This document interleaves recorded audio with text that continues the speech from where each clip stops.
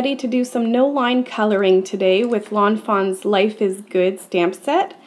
So today I'm going to be using the crab, and we are going to stamp him in Desert Sand Memento ink. It's a light memento ink and it works well for Copic coloring. I usually actually use Tuxedo Black memento ink, but today we want to do something where you will not see the outline. Once he's colored in, all you're going to see is a nice almost painted image. So these are the Copic markers that I'm using. I'm going to be starting with R14 and just giving the image a complete wash of color. I'm just going to color him in, and what I'm going to do is I'm going to leave the outline intact. So I'm coloring inside the lines and really leaving the outline still showing, because especially with red markers, there's going to be a little bit of bleeding, and the image is quite small, so any kind of shake of my hands, which I'm notorious for that, my hands are extremely shaky when I color, and even more so on camera, by the way, then you'll give yourself some wiggle room if you leave the outline showing. So started with R14, this is R22, I'm just adding a little bit of shading. Now I'm going to go back with the lighter color, the R14, and just blend that in a tiny bit, just a bit. I'm going to move on to R24 now, and this is one shade darker. I'm just going to add the shading where I want it to be. And I am not a Copic colorer. Every time I color, it's just so simple, and I just do what works for me. I mean, I watch videos to see what this technique looks like, and this is a very simplified version of this amazing technique. I'm going back to R14, the original color, and I'm just going to blend that in a little bit. We're just breaking down the color to make sure that you don't have any harsh lines. At the end, you want this to just be a very soft image. Just soft and almost a painted look instead of a stamped look.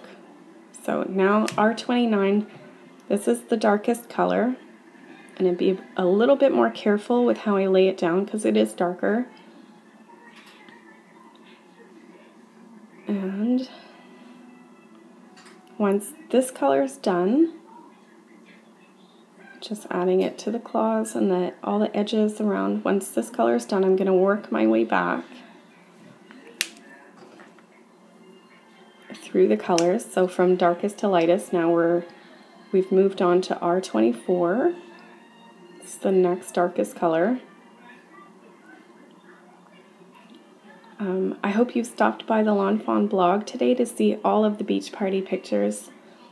It's so fun whenever I partner with Montreal Confections. I did the party using all Lawn Fawn paper products, but for her daughter's 12th birthday, and she wanted a beach party, so we did that together. And Marlon's cake is amazing. Her cookies are always amazing. It's always so fun for me to put my paper decorations next to her amazing baked goods.